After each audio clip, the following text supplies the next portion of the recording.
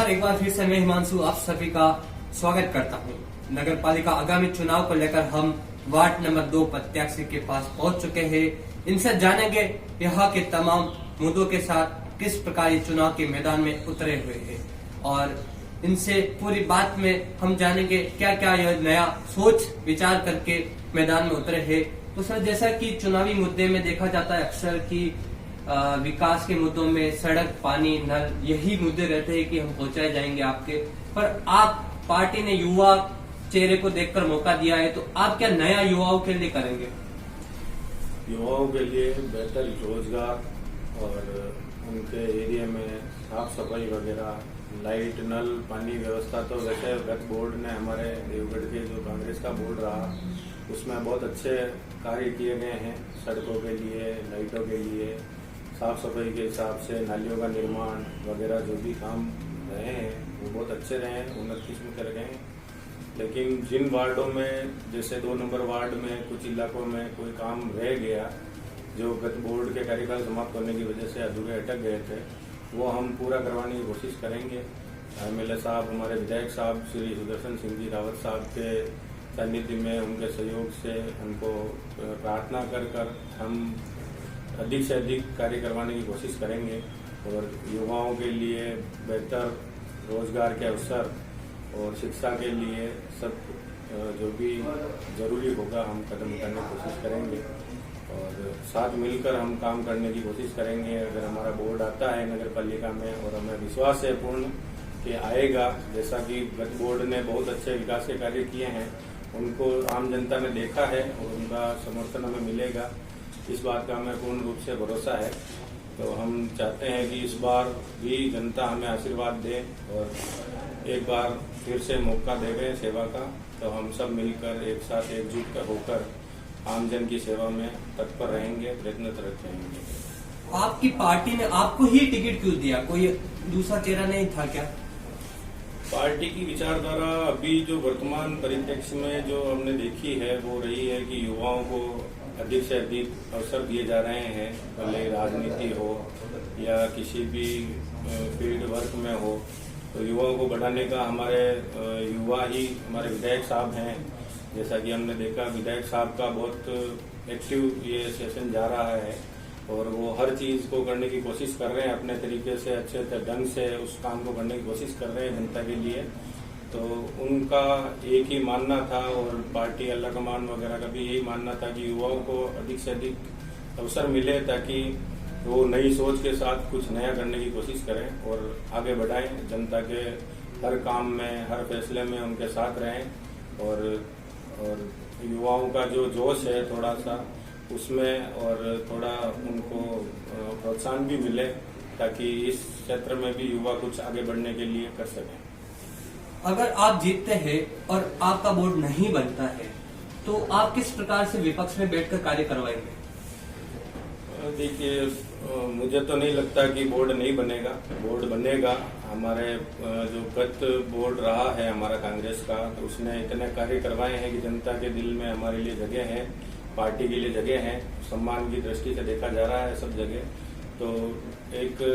लग रहा है हमें कि बोर्ड बन जाएगा और अगर नहीं भी बनता है तो हम कोशिश करेंगे कि जो भी सत्ता में रहे बैठे नगर पालिका में पदासीन हो, उनके साथ मिलकर हम कोशिश करेंगे कि हमारे वार्ड, हमारे क्षेत्र का जनता का भला कर सके और उनके लिए कुछ जो भी वो सुझाव हमें आम नागरिक देंगे, हमारे वार्ड के लोग कहेंगे, तो वो हम पूरा करवाने की कोशिश करेंगे यथासंभव। और वैसे भी हमारे विधायक साहब कांग्रेस पार्टी से ही है, सरकार कांग्रेस की है, तो जनता भी इस चीज को समझ रही है कि कांग्रेस सरकार है आगे, तो कड़ी से कड़ी जोड़कर वो भी प्रयास करेंगे कि कांग्रेस के पार्षदों को, उम्मीदवारों को जिताया जाए ज्यादा से ज्यादा, ताकि बोर्ड बने और सरकार के साथ कंधे से कंधा मिलाकर सहयोग लेते रहें उनसे और सहयोग आम जन को करते रहें। इसलिए जनता भी अभी जागरूक है,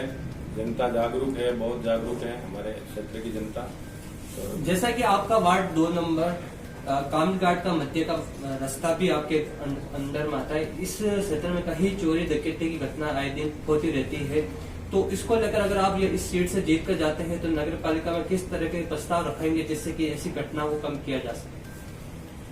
गत वर्षों में ये घटनाएं हुई थी, लेकिन हमारे नए विधायक साहब के आने के बाद कार्यकाल में ये घटनाओं पे बहुत हद तक अंकुश लगा है। जैसे कि प्रशासन, पुलिस प्रशासन के साथ मिलकर उन्होंने जो कार्रवाइयां चालू करी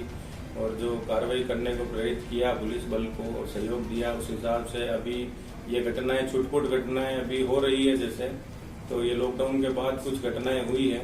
इस पर भी हम विधायक साहब को साथ मिलकर हम उनको जो भी है उसके लिए उचित कार्रवाई करने के लिए प्रेरित करेंगे। और जैसे पुलिस का गश्ती दल है तो उनके गश्त बढ़ाने के लिए अनुनय विनय करेंगे। हम साहब को कहेंगे उनके हिसाब से अगर गश्त वगैरह है। और वैसे गत बोर्ड में हमारे प्रमुख चौराहों पर, देवगढ़ के जैसे सारे अमुक चौराहों पर कैमरों की व्यवस्था कर दी गई है, जिसके माध्यम से हमें पुलिस को भी मदद मिलती है साक्ष्य जुटाने में। तो इस हिसाब से भी कुछ अंकुश लगा है इन घटनाओं पर। जैसे कि हमारे साथ वार्ड नंबर 2 कांग्रेस प्रत्याशी थे, इन्होंने बताया यहाँ के तमाम विकास के मुद्दे को। हमारा एक अंतिम सवाल रहेगा इनसे कि यहाँ जैसे पर्यटन या उद्योग ऐसी कोई बड़ी संस्था नहीं है जिससे युवाओं को रोजगार मिल सके, तो आपका आगे क्या रहेगा कि यहाँ के युवा कहीं बाहर जाके रोजगार नहीं करे? सर देखिए, अभी जो राजस्थान सरकार में कांग्रेस की सरकार बनने के बाद, हमारे विधायक साहब बनने के बाद, हमारे विधायक साहब जो चुने गए हैं यहाँ से कांग्रेस के, श्रीमान सुदर्शन सिंह जी रावत साहब, उनके अथक प्रयासों से यहाँ राजस्थान सरकार से वो सैंक्शन लेके आए हैं रिको इंडस्ट्रियल एरिया के लिए।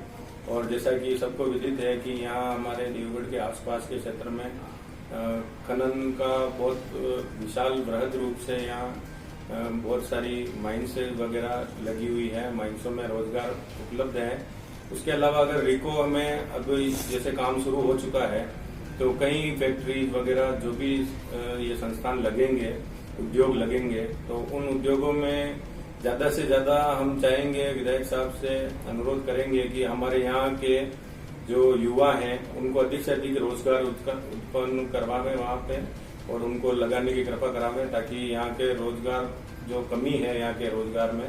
वो इस रिको इंडस्ट्रियल एरिया में जो यूनिट्स लगेगी नई, उनमें रोजगार प्राप्त करके जो युवा हैं वो दर बदर न भटके और उनको रोजगार के बेहतर अवसर उपलब्ध हो।